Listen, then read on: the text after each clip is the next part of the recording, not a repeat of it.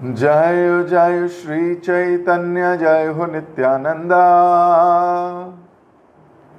जय अद्वैत चंद्र जय गौर भक्त वृंदा। जय जय श्री चैतन्य जय हो नित्यानंदा। जय अद्वैत चंद्र जय गौर भक्त वृंदा। जय जय श्री चैतन्य जय हो नित्यानंदा।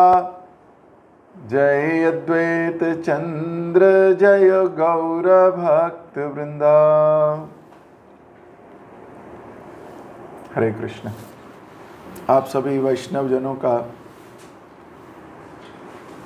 गौर प्रेमी भक्तों का बहुत बहुत हार्दिक स्वागत। चैतन्य मंगल हम लोग मिलके पढ़ रहे हैं। हमने पढ़ा कल कि किस प्रकार देवी देवताओं को भी भगवान ने रुलाया, स्वयं भी रोए भगवान का नाम ले लेके।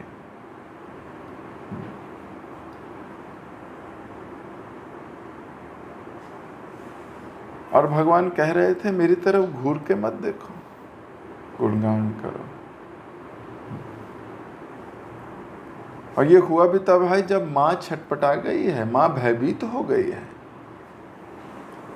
और लोचन दास ठाकुर लिख रहे थे माँ अपने लिए भयभीत नहीं थी, अपने पुत्र के लिए भयभीत थी। वास्तव में देखा जाए तो अपने पुत्र के लिए भी भयभीत नहीं थी, वो तो भगवान के लिए भयभीत है, क्योंकि उनका पुत्र ही भगवान है।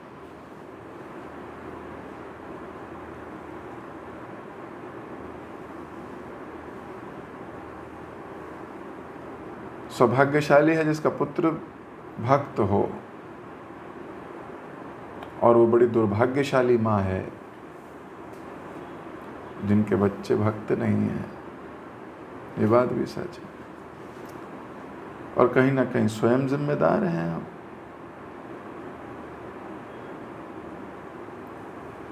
माता पिता को पूरा प्रयास करना चाहिए, क्योंकि एक उम्र आती है जो फिर वो आपकी नहीं सुनते।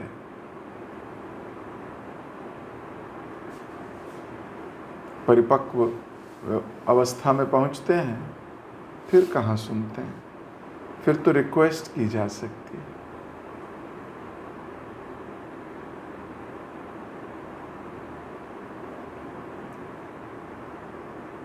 तो माँ बड़ी भयभीत थी, अपने लिए नहीं भगवान के लिए। तो हमारा चेतना क्या होनी चाहिए?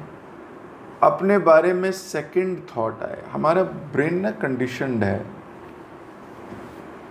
ये हमेशा डिफेंस मोड में रहता है, हमेशा। ये नेचर है उसकी, आप बदल नहीं पाओगे आसानी से। तो हम ब्रेन का जो पीछे का कंपोनेंट है, एमिग्डाला बोलते हैं इसको, ये हर वक्त डिफेंस, इसका रडार ऑन रहता है कि कहीं खतरा तो नहीं है आसपास। हर वक्त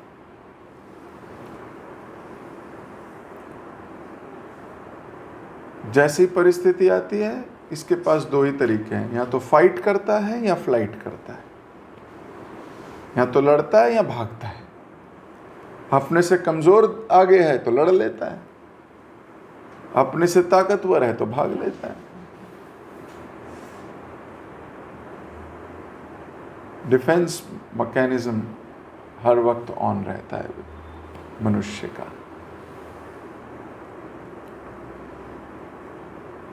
पर एक स्टेज ऐसी आती है कि अपना डिफेंस मैकेनिज्म इतना नहीं होता जितना दूसरों के लिए होता है।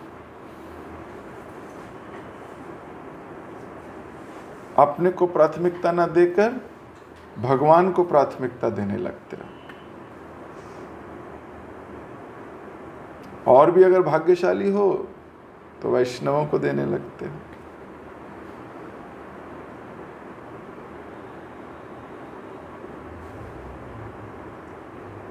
जितनी जितनी आपके हृदय में पवित्रता बढ़ेगी, उतना उतना ये विचार बढ़ेगा। और जैसे जैसे आपकी साधना बेकार होती जाएगी, आपके अच्छे विचार भी बेकार होते चले जाएंगे। इसलिए कभी पाते हैं बहुत प्रेम करता है कोई डिवोटी, पर फिर धीरे धीरे कम होने लगता है। पहले देखते ही प्रणाम किया करते थे, अभी फिर वो ऐसे हाथ जोड़ के प्रणाम किया करेगा। कहीं धीरे धीरे कॉन्शियसनेस बेकार होती चली जा रही है। पहले जप में बहुत अच्छे से जप करते थे, अब जप ऐसा ही हो गया है। यही कारण है, भक्ति डाउन होती है, अनर्थ बढ़ने लगते हैं।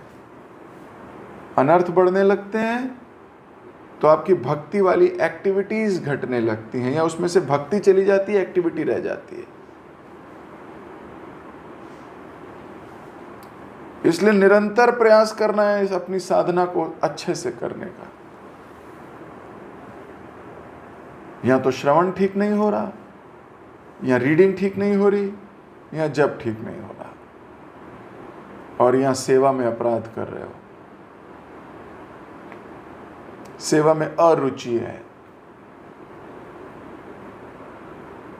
या वैष्णवों के प्रति गलत सोच रहे हो अपने मन में, वैष्णव अपराध हो रहे हैं थॉट्स में, और फिर मन को बस समझाए जा रहे हो कि नहीं, इनके प्रति अपराध नहीं करना, इनके प्रति अपराध नहीं करना, भक्ताएं अपराध नहीं करना, पर करे जा रहे हो अंदर ही अंदर, तो लड़ रहे हो। इन सब कारणों से भक्ति डाउन होती है, या जनसंग ज्यादा हो रहा है, संसारी लोगों के साथ ज्यादा बातें हो रही हैं,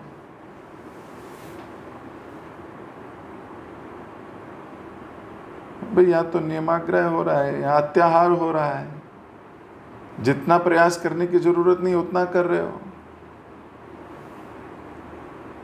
इस संसारी चीजों में ज्यादा मेहनत कर रहे हो, यहाँ प्रजल्पा कर रहे हो, नॉन डिवोटीज के साथ ज्यादा संग कर रहे हो, या हाफ डिवोटीज के साथ, या जो ऑलरेडी दूषित मानसिकता रखते हैं उनके साथ संग हो रहा है, भले क्षण भर का ही हो रहा हो। जिस प्रकार लव मात्र साधु संग सर्व सिद्धि होए, उसी प्रकार लव मात्र असंग, असत्संग लव मात्र हो, वो भी विष डाल देता है आपके हृदय में। फिर आप न्यूट्रल होने लगते हो। पहले बहुत प्यार करने वाले होते हो, किसी ने कुछ कर दिया, फिर आप न्यूट्रल होने लगते हो।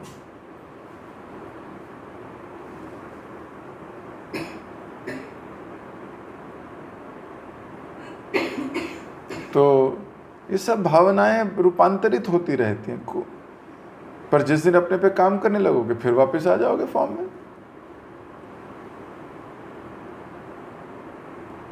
जिस वक्त पहचान लोगे कि किसकी संगति से मेरी भक्ति डाउन हो रही है, फिर रुक जाओगे। या तो कोई व्यक्ति होगा या कोई घटना होगी, झटके लगते हैं तभी व्यक्ति सुधरता भी है और तभी व्यक्ति बिगड़ता भी है। पर एक दिन ये स्टेज की तो कामना करनी है कि अपने लिए भयभीत ना हो, भक्तों के लिए हो जाएं, भगवान के लिए हो। अपने झेल लेंगे,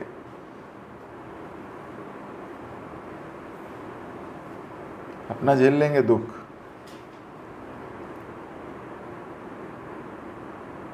वो अपना दुख सुख लगने लगता है।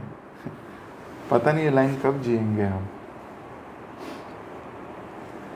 पर किसी दिन तो जिएंगे। कबे हबे बोलो से दिन आना है। इसी अभिलाषा में तो भक्ति कर रहे हैं। खुद जितना भी कष्ट ले ले, अपने गुरु की प्रसन्नता, उसके इनके चेहरे की मुस्कुराहट के लिए जान लगाते रहे हैं ना। तो वो अपने लिए भयभीत ही नहीं।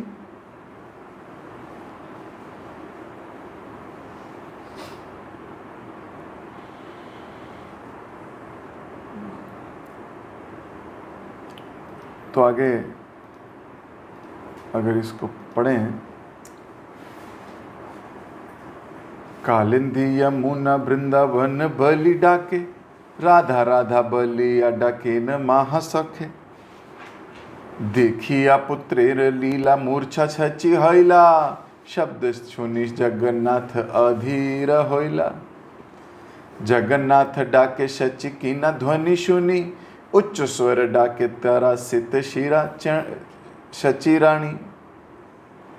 बहिरे आसिया दोहे पुत्र कैल कोयले, शून्य चरण देखी अपना पासरे। तो उन्होंने पुकारा कालिंदी, यमुना, वृंदावन। तब देवतागण भी हर्षोल्लास से पुकारने लगे, राधा राधा। अपने पुत्र की लीलाओं को देखकर शची देवी अचेत हो गई। अचेत समझते हो ना, बेहोश हो गई, चेतना चली गई। ये सब सुनकर जगन्नाथ मिश्र उद्विग्न हो गए। अब शोर आ रहा है, तो जगन्नाथ मिश्र भी बड़े परेशान हो गए। जगन्नाथ मिश्र ने पुकारा, शची, ये मैं कैसा शोर सुन रहा हूं। अब शची अचेत थी, लेकिन फिर भी थोड़ी चेतना आई और जोर से बोली, चिल्लाई।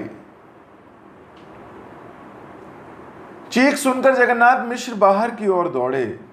उनका पुत्र माता पिता दोनों से चिपट गया। फिर यह देखकर कि उनके पुत्र के पांव में पायल नहीं है, वे अपनी सुध बुध खो बैठे। क्यों? नुपुरों की आवाज तो तब से आ रही थी, छन छन छन, पर पायल है नहीं।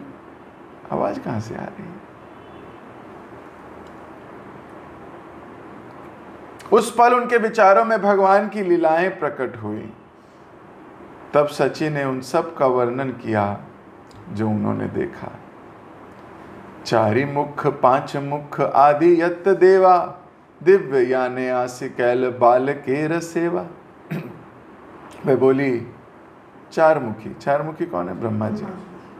पंचमुखी शिव जी तथा अन्य देवतागण स्वर्गिक विमानों पर आए और हमारे पुत्र की सेवा की।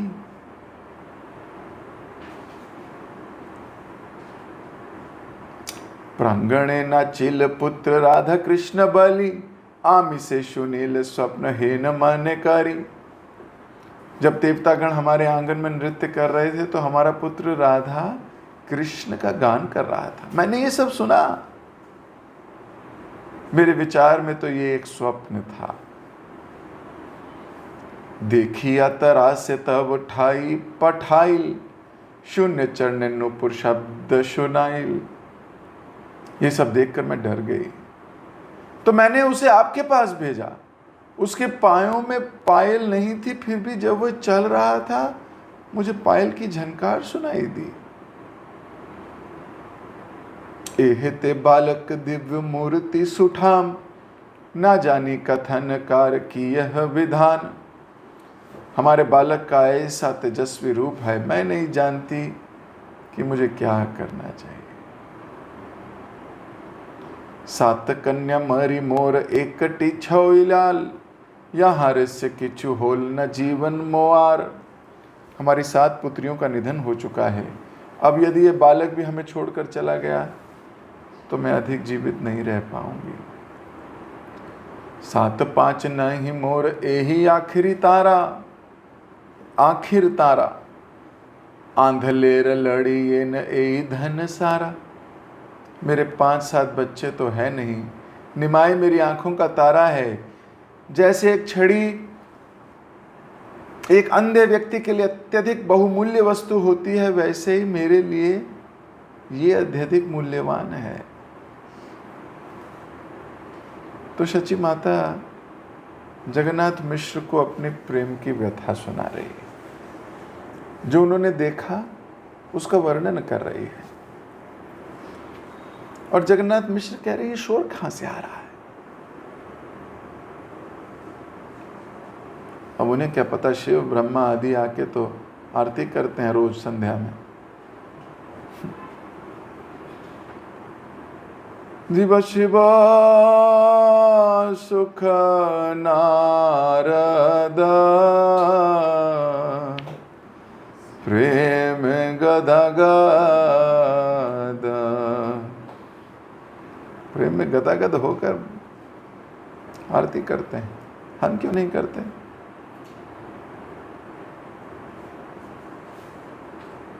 ब्रह्मा जी, शिव जी, संसार के सारे लोग उनकी आरती करते हैं, हम नहीं करते।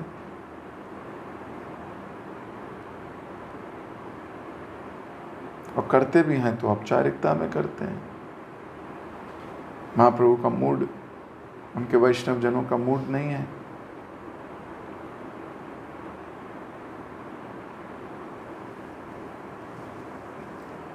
फिर कैसे बढ़े आगे? मैं ऐसी बातें इसलिए करता हूं ताकि थोड़ा हम कॉन्शियस रहे, बस। आप लोगों की प्रगति होगी, मुझे बहुत प्रसन्नता होती है। जब कोई भक्त सही भावना से भगवान के लिए कुछ करता है तो मुझे भी उससे इंस्पिरेशन मिलती है। ना केवल प्रसन्नता होती है, ना केवल हर्ष होता है, गुणगान करने का अवसर भी मिलता है।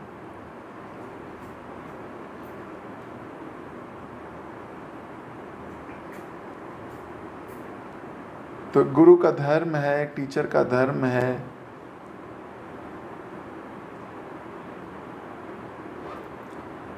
कि वो जो उसकी गाइडेंस में है उनको सही मार्ग दिखाता चले, और उम्दा और उम्दा और उम्दा करने का प्रयत्न करता रहे।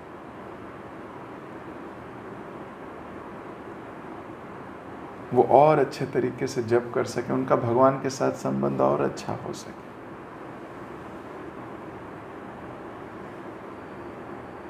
और पवित्रता उनके हृदय में और टेस्ट आए। आप ये टेस्ट बाहर नहीं ढूंढ पाओगे। जितने मर्जी लोगों से मिलना शुरू कर दो, ये जर्नी अंदर की है।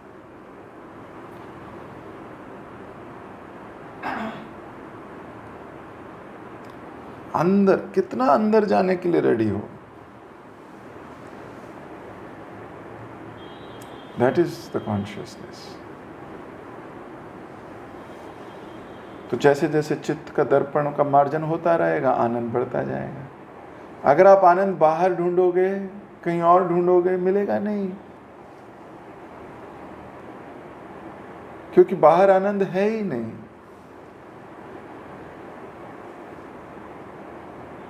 कहीं नहीं है। अब तो ये मटेरियल साइंस के लोग भी बोलते हैं happiness is a state of mind.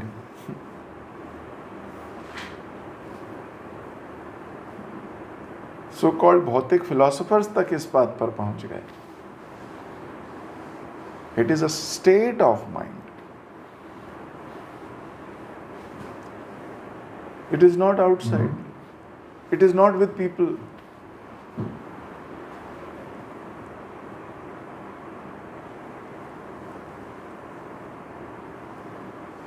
सो उद्देश्य सिर्फ यही है, हंसते खेलते,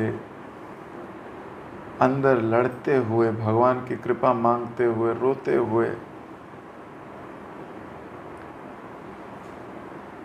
जैसे सची माता कह रही है कि ये मेरी आंख का तारा है,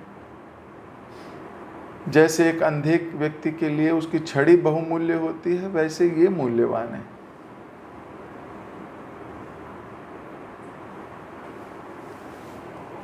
this is the kind of consciousness.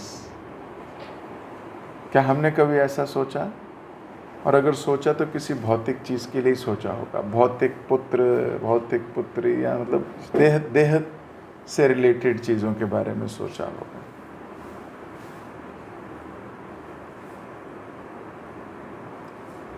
हम आगे आने वाली कक्षाओं में पढ़ेंगे कैसे स्वरूप दामोदर, रामानंद राय, ये सब ने सब कुछ छोड़ के महाप्रभु को स्वीकार कर लिया।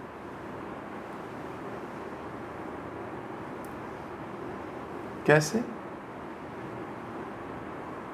अपनी देह रिश्तों को भी ठुकरा कर, हमने नित्यानंद प्रभु और बाकी सबकी कथाएं पढ़ी अभी थोड़े दिन पहले, कितनी मेहनत करी होगी, इनसे ऊपर उठे होंगे, भौतिक रिश्तों से भी ऊपर उठ गए होंगे।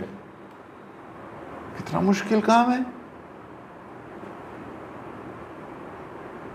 बहुत मुश्किल काम। मुश्किल क्या, असंभव जैसा ही है,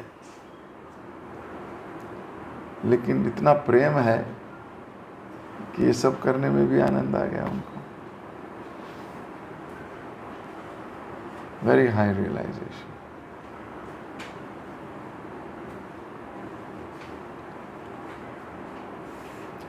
घर सर बस धन देह आत्मा तनु, ना रहे जीवन मोरा गौरा चंद बनू। जैसे शरीर आत्मा के बिना नहीं रह सकता, मैं भी गौर चंद्र के बिना जीवित नहीं रह सकती। वाह,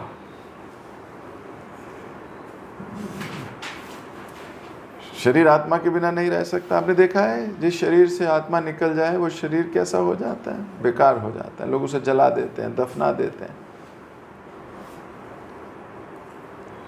कोई काम का ही नहीं रहता। ऐसे ही अगर गौरांग नहीं है जीवन में तो मृत जीवन है, मरा हुआ जीवन है, कोई मूल्य नहीं उस जीवन का।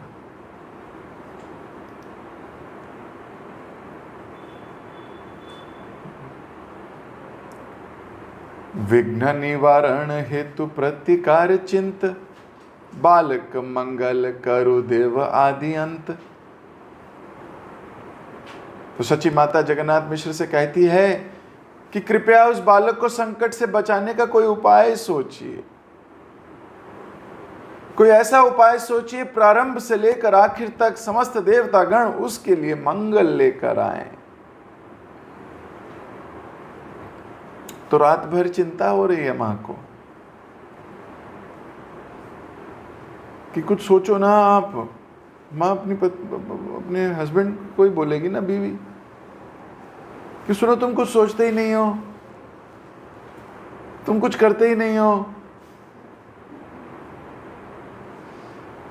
और कई भाई बोलते तुम ज्यादा सोचते हो, तुम ज्यादा करते हो। अरे भाई एक जगह टिको तो।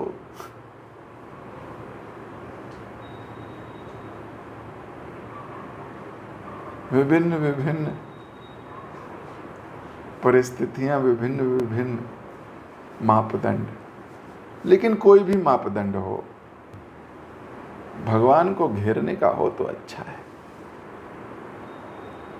भगवान के मंगल की भावना हो तो अच्छा है। अब हमने आपको दो भाव बताए थे। एक है वैकुंठ भाव। वैकुंठ भाव में व्यक्ति के होता है कि जो करें भगवान करें।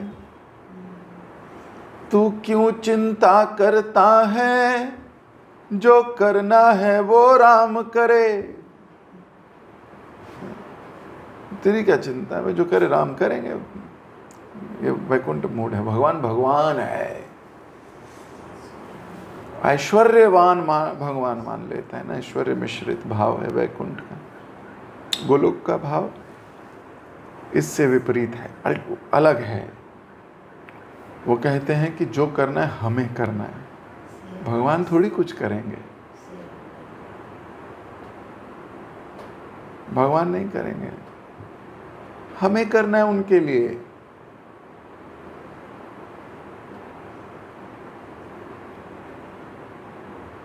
अब हम सबको भी विचार करना चाहिए। हम कई बार सोचते हैं कि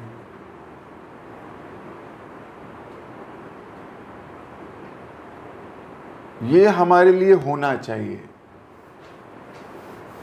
ये हमारे लिए होना चाहिए, पर हम ये नहीं सोचते कि हम करते क्या हैं।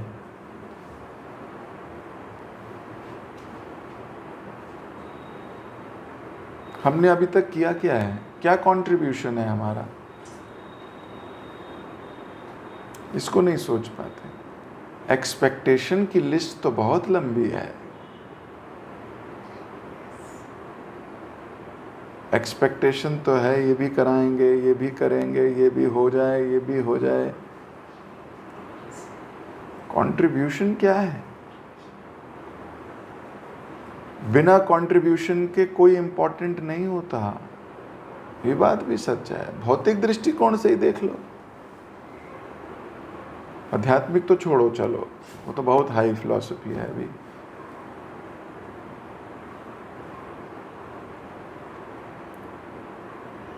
We only expect।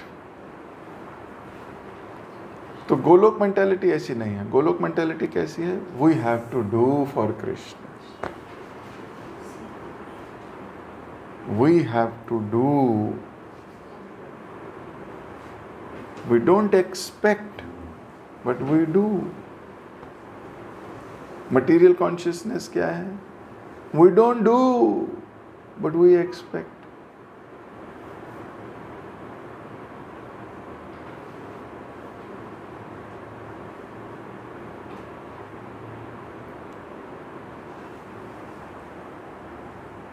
किसी व्यक्ति को कोई कष्ट है और उससे मिलने कोई नहीं जाए तो उसको लगता है अरे कोई मिलने नहीं आया मेरे को। लेकिन जब बाकियों को कष्ट था वो कभी नहीं गया मिलने, उसके पास अपना रीजन है और वो एक्सपेक्ट करे कि मेरे से तो कोई नहीं आया मिलने, तो मूर्ख है ना, फंसेगा बेचारा अपने ही जाल में।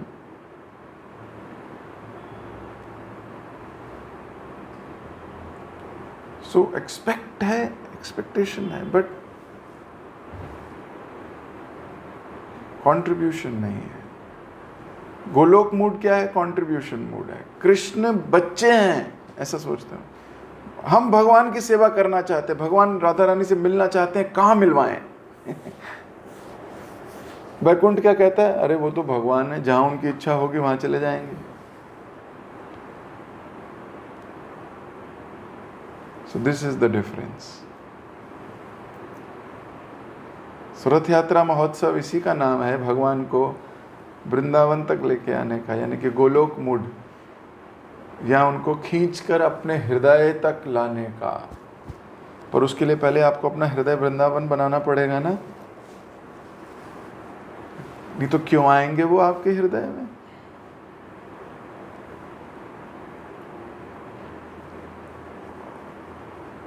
तो अपनी वाणी को यहीं विराम दे रहा हूं।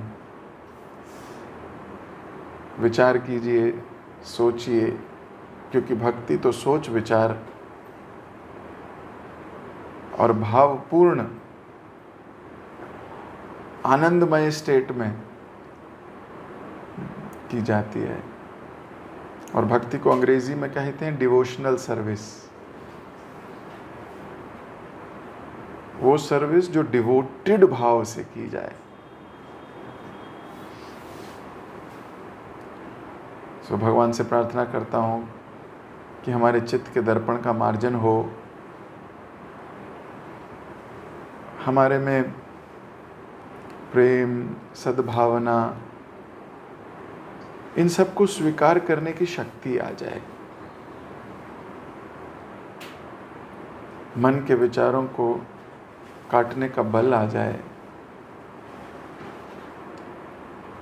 जिस प्रकार महाप्रभु ने गुंडीचा मार्जन कर समस्त वैष्णवों को एकत्रित कर ये भाव दिए कि हृदय की भी सफाई करनी चाहिए, तो हमारा भी हृदय साफ हो,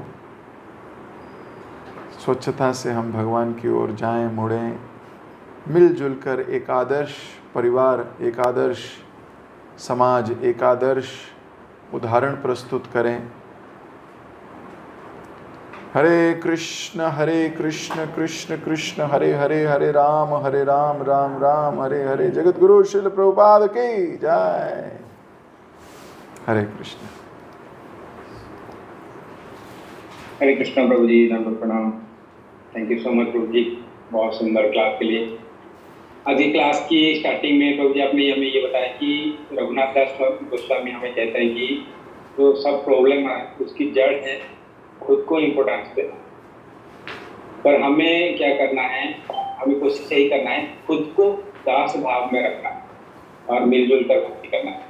जैसे आपने बताया कि महाप्रभु गुंडीचा मार्जन करने निकले हैं और सब भक्तों को लेके निकले हैं, सबको मौका दे रहे हैं और मंदिर की कोने कोने में वो सफाई कर रहे हैं। तो हमें भी आज प्रण यही लेना है कि हृदय की कोने कोने को झांक कर जो गंदगी पड़े उसको सफाई करना है, हृदय को मार्जन करना है, गलत चीज को ठीक करना है और जो ठीक है उसको और ठीक करना है, उसको बेहतर और। तो हमें वो हर एक्टिविटी करना है जिससे हमारे गुरु और कृष्ण वो प्रसन्न है। और आपने इसमें ये बताया कि काम क्रोध लोग जो तीन नर की द्वार है, अगर हम नर की द्वार की तरफ जा रहे हैं, बढ़ रहे हैं, तो धीरे धीरे हमारी जो भक्ति की संग छूट जाएगा। तो हमें भटकना नहीं है, अपने को बांधना है और हमें इसी बंधन में ही आनंद लेना है। भक्तों के साथ हमें कनेक्ट करके रखना है, मन की नहीं सुनना है। एक्शन से पहले हमें गुरु से हमें इंस्ट्रक्शन लेना है।